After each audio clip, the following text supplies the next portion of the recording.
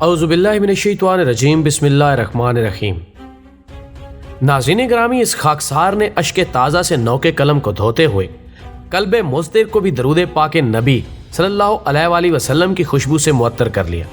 اور مجھ پر یہ واجب تھا کیونکہ آج یہ اہکر عشق اس نگری میں قدم رکھنے کی جسارت کرنے والا ہے جہاں پر زنگ آلود دلوں کو دھو کر انہیں نئی زندگی دی جاتی ہے۔ سو درخواست ہے کہ آپ بھی ذرا اشک بیتاب کو آواز دیجیے تاکہ آپ کی پلکوں کا وضو بھی ممکن ہو سکے، اور اپنی سماعتوں میں بھی سورہ مزمل اور سورہ مدثر کا رس کھول لیجیے، چونکہ آج کی اس ویڈیو میں ہم آپ کے سامنے پیش کر رہے ہیں اس عاشق رسول کی ایمان افروز داستان جس نے ایک گستاخ رسول کو جہنم رسید کر کے غازی اور شہید ہونے کا اعزاز حاصل کیا۔ ہماری مراد ہے سرزمین چکوال کے مایہ ناز سپوت حضرت غازی مرید حسین رحمۃ اللہ علیہ سے، لیکن اس معطر و پاکیزہ تر ذکر سے قبل ہم تیسری آنکھ کے اس قافلے میں نئے شامل ہونے والے دوستوں سے درخواست کریں گے کہ وہ چینل کو سبسکرائب کر کے ساتھ موجود گھنٹی کی علامت کو بھی دبا دیں۔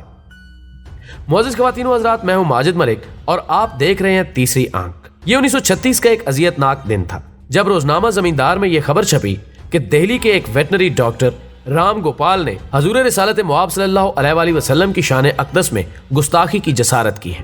اور یہ اخبار جب آج کے ایک دور افتادہ ضلع چکوال کے گاؤں بھلا پہنچا تو گاؤں کے نمبردار ایک نوجوان مرید حسین کے لیے یہ خبر کسی کن تلوار کے زخم سے کم نہ تھی جس نے اس مرد میدان کے قلب و روح تک کو زخمی کر کے رکھ دیا۔ آپ نے فوراً یہ فیصلہ کیا کہ وہ اس بدبخت کو پیغمبرانہ وقار کے اس قتل کی بدبودار کوشش کی سزا ضرور دیں گے۔ مرید حسین جو کہ پیر کلندر آف چاچڑ شریف کے مرید خاص تھے، انہوں نے اپنے مرشد سے اجازت کی درخواست کی، جس پر آپ نے ارشاد فرمایا کہ پہلے شادی کرو۔ آپ واپس آئے اور والدہ صاحبہ سے شادی کے لیے درخواست کی، جس پر انہوں نے کہا کہ مجھے تمہاری شادی دھوم دھام سے کرنی ہے، سو یہ اتنی جلدی ممکن نہیں، لیکن وہ بالآخر آپ کے اصرار پر مجبور ہو گئیں اور سادگی سے شادی کر دی گئی، اور آپ پھر دوبارہ پیر کلندر کی خدمت میں حاضر ہوئے اور اجازت طلب کی، جس پر انہوں نے زوجہ اور والدہ محترمہ کی اجازت کی شرط لگا دی، اور بالآخر یہ مرحلہ بھی طے پا گیا، اور ضروری تیاری کے بعد آپ دہلی روانہ ہو گئے۔ یاد رہے کہ اس وقت چکوال سے دہلی تک کے سفر کے لیے کئی دن درکار ہوتے تھے۔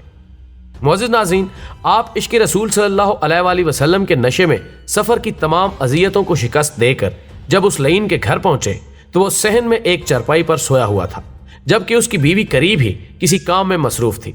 اور اب اس گھر سے رام گوپال کے جہنم تک کا سفر اس کی بیوی کی زبانی سنیے، جس نے اپنے بیان میں بتایا کہ مرید حسین نے آ کر رام گوپال کو للکارا کہ اٹھ، محمد صلی اللہ علیہ وآلہ وسلم کا دیوانہ آ گیا ہے۔ میرا خامند ہڑبڑا کر اٹھا اور اس نے نوجوان پر حملہ آور ہونے کی کوشش کی، لیکن اس نے اپنا خنجر اس کے سینے میں گھونپ دیا اور وہ موقع پر ہی موت کا رزق بن گیا۔ محترم ناظرین، یہ سعادت حاصل کرنے کے بعد جب آپ وہاں سے نکلے تو اتنے میں ایک کوہرام بپا ہو چکا تھا۔ آپ نے ایک قریبی تالاب میں چھلانگ لگا دی اور تیر کر اسے پار کیا، جبکہ دوسرے کنارے پر لاتعداد لوگ جمع ہو چکے تھے۔ غازی صاحب نے فرمایا کہ خبردار، اگر کوئی مسلمان پولیس آفیسر ہے تو میں گرفتاری کے لیے تیار ہوں، بصورت دیگر کوئی اور میرے قریب مت آئے، جس پر ایک مسلمان نے آپ کو گرفتار کر لیا اور بعد ازاں آپ کو جہلم جیل بھیج دیا گیا۔ اس واقعے کی خبر جب چکوال پہنچی تو اس خوش قسمت خاندان نے مقدمے کے خلاف اپنی جدوجہد شروع کی، جس کی ذمہ داری آپ کے انتہائی قریبی عزیز چودھری خیر مہدی نے اٹھائی۔ وکلاء نے FIR کے مطالعے کے بعد رائے دی کہ اگر غازی صاحب اپنے بیان میں تھوڑی سی تبدیلی کر لیں تو انہیں موت کی سزا سے بچایا جا سکتا ہے۔ ناظرین، جب اس عاشق رسول سے بیان تبدیل کرنے کے لیے کہا گیا تو آپ نے فرمایا کہ میرا سفر کھوٹا نہ کرو، میں اب اپنے نبی صلی اللہ علیہ وآلہ وسلم کی پناہ میں ہوں، اور تبدیلی بیان کی جب تمام کوششیں ناکام ہو گئیں تو آپ کی والدہ محترمہ اور خالہ صاحب کے ذریعے دباؤ ڈالنے کی کوشش کی گئی، لیکن غازی صاحب کا ایک ہی اصرار تھا کہ نہیں، میں اس چند روزہ زندگی کے لیے اپنی محنت ضائع نہیں کرنا چاہتا۔ بالآخر آپ کی خالہ نے فرمایا کہ مرید حسین، اگر تمہارے پیر صاحب یہ حکم دے تو کیا تم تعمیل کرو گے؟ آپ نے فرمایا کہ ہاں، ان کے حکم سے سرتابی ممکن نہیں، لہٰذا پیر کلندر سے جیل تک جانے اور بیان بدلنے کے لیے کہنے کی درخواست کی گئی۔ پیر صاحب تیار ہو گئے، اور جب آپ جیل پہنچے تو اس دن غازی صاحب کی حالت دیدنی تھی، جب گھر والے بھی تبدیلی بیان کی امید باندھے بیٹھے تھے، لیکن جب آپ غازی صاحب سے ملے تو فرمایا، مرید حسین خبردار، اپنے دامن پر کوئی ایسا داغ نہ لگنے دینا جس پر غازی صاحب نے ایک نعرہ شکر ادا کیا اور چودھری خیر مہدی جو کہ اپنی محبت سے مجبور ہو کر یہ سب کچھ کر رہے تھے کہ ارمانوں پر اوس پڑ گئی، اور اب انہوں نے آپ کی دماغی صحت کو مشکوک ثابت کرنے کے لیے کوششیں شروع کر دی، اور ایک میڈیکل سرٹیفکیٹ بھی بنوا کر جب آپ جیل پہنچے تو غازی صاحب، جو کہ آپ کو احترام سے بھائی کہا کرتے تھے، اس دن فرمایا کہ چودھری صاحب تشریف لے آئے ہیں، جبکہ چودھری خیر مہدی صاحب نے اگرچہ اس اجنبی لہجے کی چبن محسوس کر لی، مگر وہ اپنی محبت اور گھریلو حالات سے مجبور تھے، لیکن ان کی یہ کوشش بھی ناکام ہوئی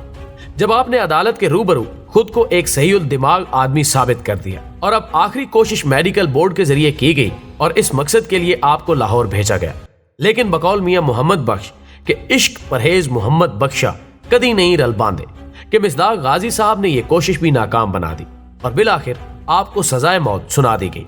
محترم ناظرین، جب آپ کو کال کوٹڑی میں منتقل کیا گیا تو آپ کے ساتھ والی کوٹڑی میں ایک ہندو بھی جو کہ سزائے موت کا منتظر تھا نے ایک صبح ڈیوٹی پر متعین ملازم سے پوچھا کہ اس کے ساتھ والی کوٹڑی میں کون بند ہے، جس پر اسے بتایا گیا کہ یہ وہی مسلمان ہے جس نے رام گوپال کا قتل کیا تھا۔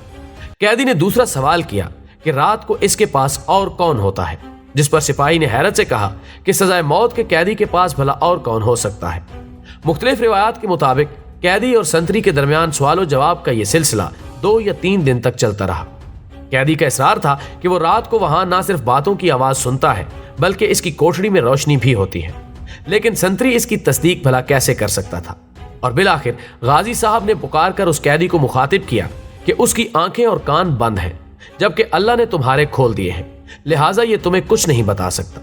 یہ سن کر اس قیدی نے درخواست کی کہ حضور کیا میری ہدایت کا بھی کچھ سامان ہو سکتا ہے، جس پر آپ نے فرمایا کہ کیوں نہیں، اور کلمہ طیبہ پڑھا کر اس خوش نصیب کا نام غلام رسول رکھا، اور پھر غلام رسول صاحب جن کا تعلق منڈی بہاولدین سے بنتا تھا نے وصیت فرمائی کہ سزا پر عمل درآمد کے بعد میری میت میرے ورثاء کے حوالے نہ کی جائے بلکہ میری تدفین اسلامی طریقہ کار کے مطابق ہوگی، اور چونکہ غازی صاحب کا تعلق خاکسار تحریک کے ساتھ تھا سو آپ نے جہلم میں تحریک کے سالار کو حکم دیا کہ وہ یہ مقدس فریضہ سر انجام دیں، سو ایسا ہی کیا گیا، اور آج بھی جہلم کے ایک قریبی گاؤں میں غلام رسول صاحب کا مزار مرجع خاص و عام ہے۔